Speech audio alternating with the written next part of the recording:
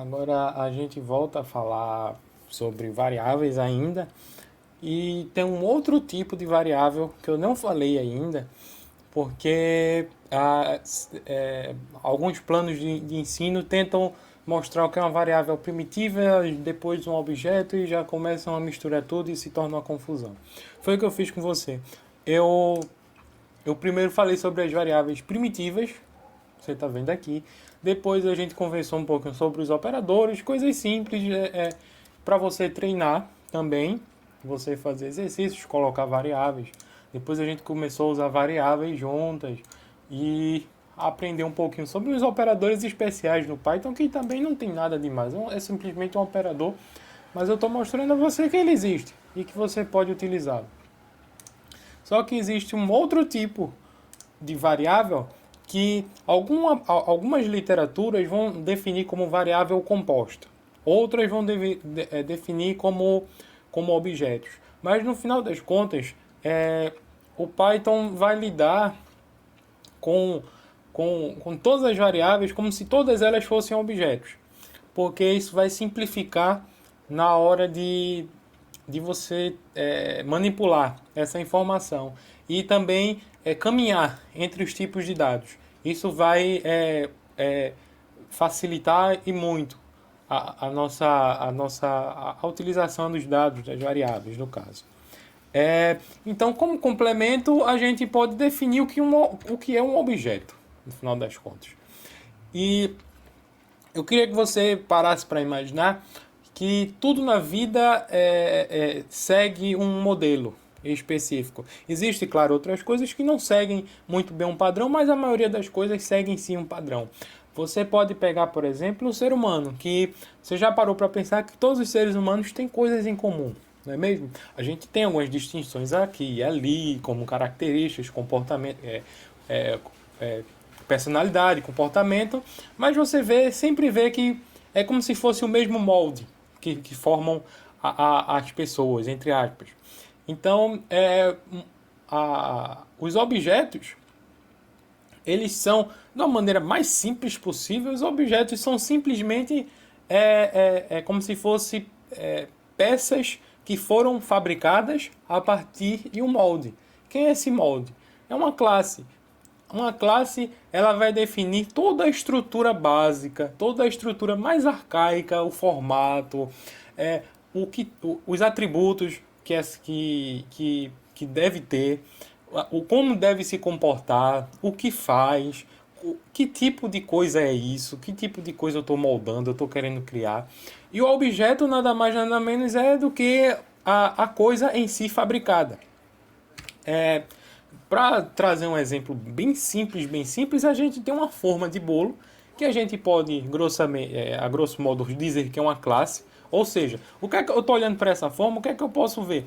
Eu posso ver que ela tem um formato, ou seja, os bolos que são criados a partir dela são cilíndricos. O que é que eu posso ver também?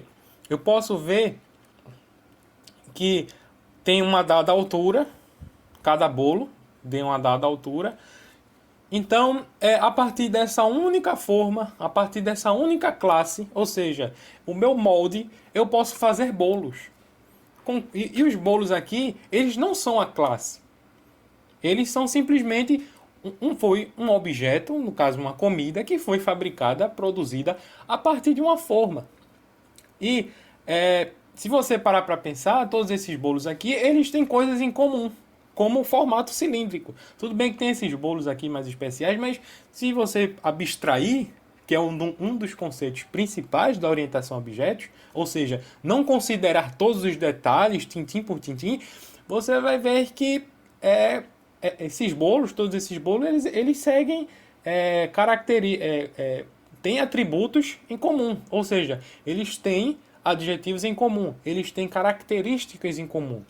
O que vai diferir é que eles podem ter o mesmo comportamento, mas isso não implica que todos vão ter, mas eles podem ter. E cada um vai ter podem ter variações nesses atributos, variações nesses comportamentos. Então você vai ver que um bolo pode ser vermelho, outro bolo pode ser laranja mas ele não deixa de ser um bolo, porque ele foi feito a partir do mesmo molde. Se ainda está difícil de enxergar isso, a gente pode partir para um exemplo mais simples ainda, que é uma caneta.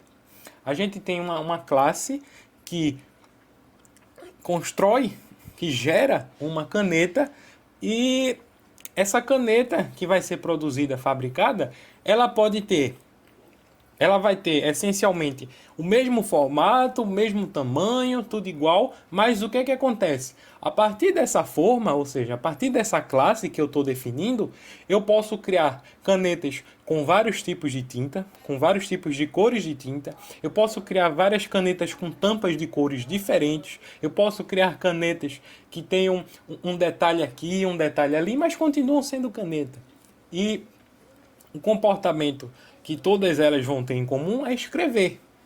Se vão escrever com uma tinta azul ou com uma tinta preta, já é uma coisa, porque é a característica dos objetos. Eles são distintos.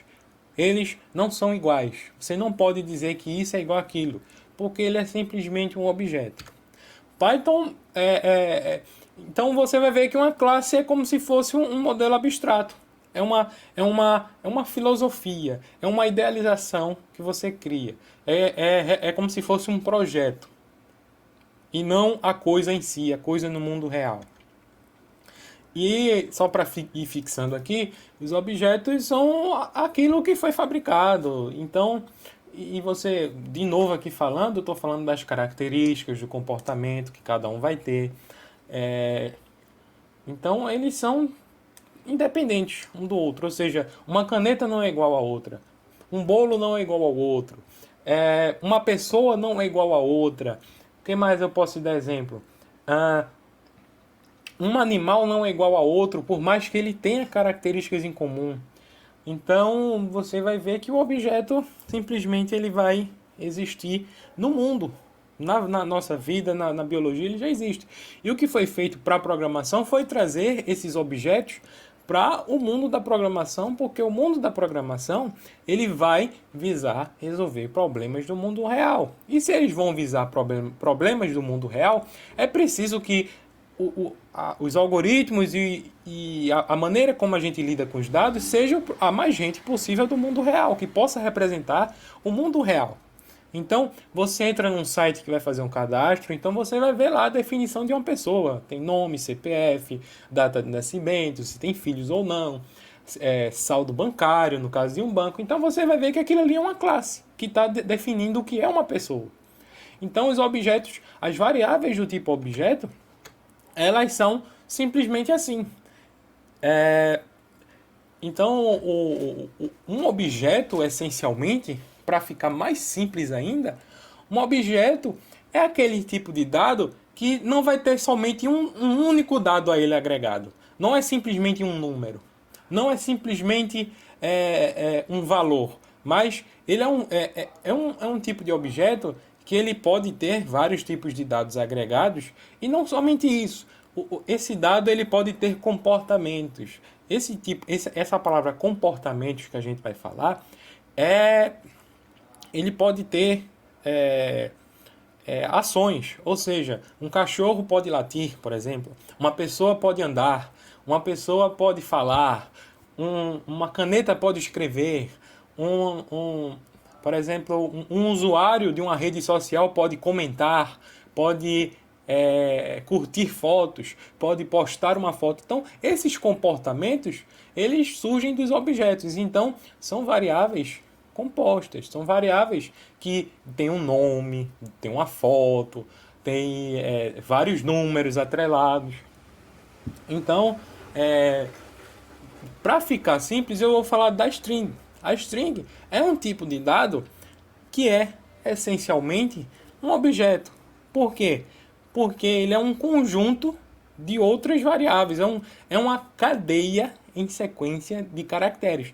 É como se fosse cada letrinha fosse uma variável.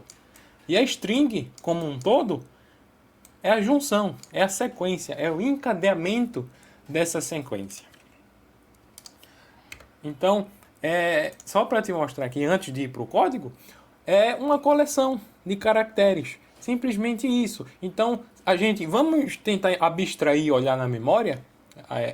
Eu criei uma variável texto, chamei ela de Alfredo, e você vai ver que na região da memória vai criar cada bloquinho desse é como se fosse uma caixinha. Lembra que eu estava falando de uma caixinha? Então a gente volta a criar essa caixinha, onde cada caixinha ela vai armazenar um caractere. Não precisa ser um caractere do tipo letra, pode ser número, símbolo especial, pode ser qualquer coisa. E você vai ver que para cada um vai ter um endereço de memória. E você vai ver que os endereços de memórias eles são consecutivos, ou seja, aqui termina em 51, 52, 53 e assim por diante, até chegar no 57.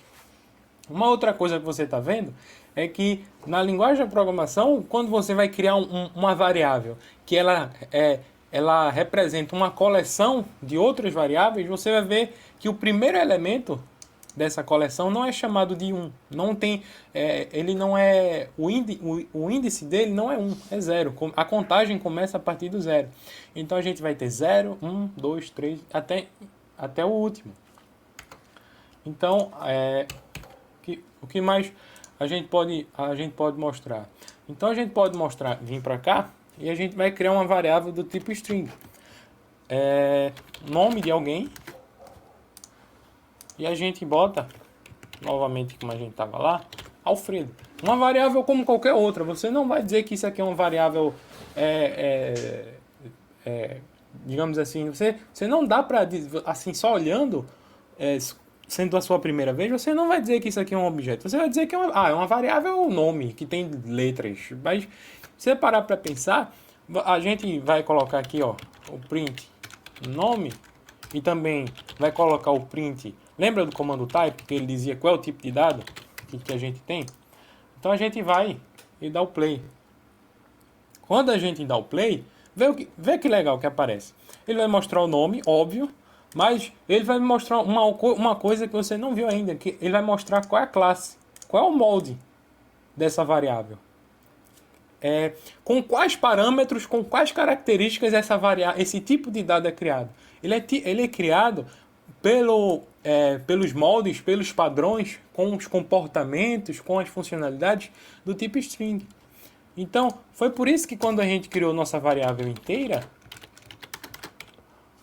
em aulas passadas, e a gente deu print em type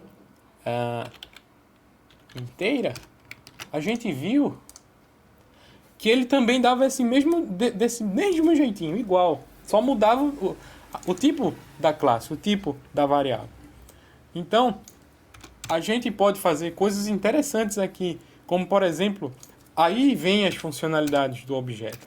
Você vai ver que com esse nome, eu posso dar nome e existe uma série de funcionalidades e uma série de comportamentos que ele pode ter. Então, tudo isso aqui são comportamentos. Uma série de comportamentos. Por exemplo, esse upper, ele vai deixar tudo em maiúsculo. Ele vai pegar esse nome, essa sequência de caracteres, e vai deixar tudo em maiúsculo, se houver um caractere que deixe em maiúsculo. Por exemplo, número não existe um número maiúsculo, e simplesmente é um número. Então você vê que o upper, esse ponto upper, é uma característica do nome. Se eu crio uma variável com outro nome, por exemplo, Maria, e eu faço o seguinte: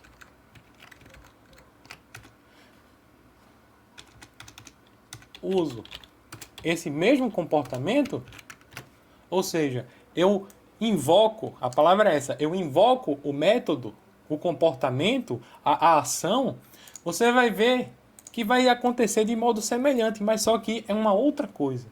É uma outra variável, é um outro conteúdo, digamos assim.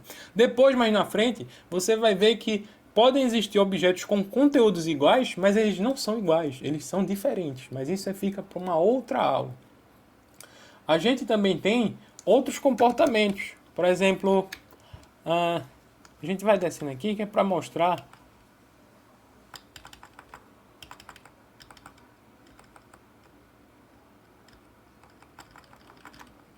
Vamos lá ver com calma.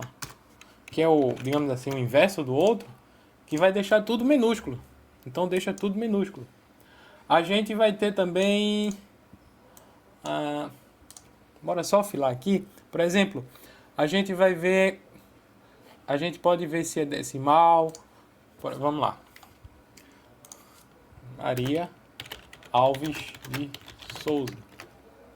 E a gente vai usar um outro comportamento agora.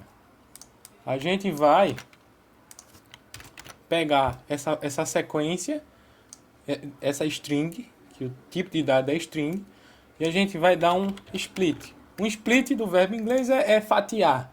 Então, o que é que vai acontecer aqui? Por padrão, esse split, o que é que ele vai fazer? Ele vai pegar cada variável dessa, ele vai pegar todo esse texto, entre aspas, a string, e vai fatiar. Fatiar a partir de quem? A partir dos espaços em branco.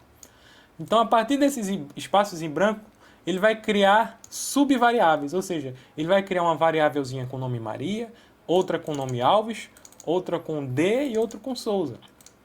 Ele vai criar uma lista, mas listas a gente vai ver depois, tá vendo? Ele criou uma lista. Então, são comportamentos que a linguagem de programação os objetos vão nos fornecer, que as variáveis primitivas não fornecem. Por exemplo, a gente pode usar esse método para perguntar se ele... Deixa eu botar nome. Perguntando se existe dígitos decimais. Ou seja, se esse texto por exemplo, um número representado de forma decimal. Porque se eu substituir essa string e colocar um 5, esse tipo de dado é diferente desse. Esse aqui realmente é um tipo numérico. É um tipo de dado numérico. Mas esse 5 aqui, ele é caracterizado como um texto. Ele é simplesmente um texto. Ele não é um número. Não dá para eu fazer aqui 5 mais 5, por exemplo. Então, é o assunto da próxima aula que eu vou ensinar a fazer a conversão de tipos.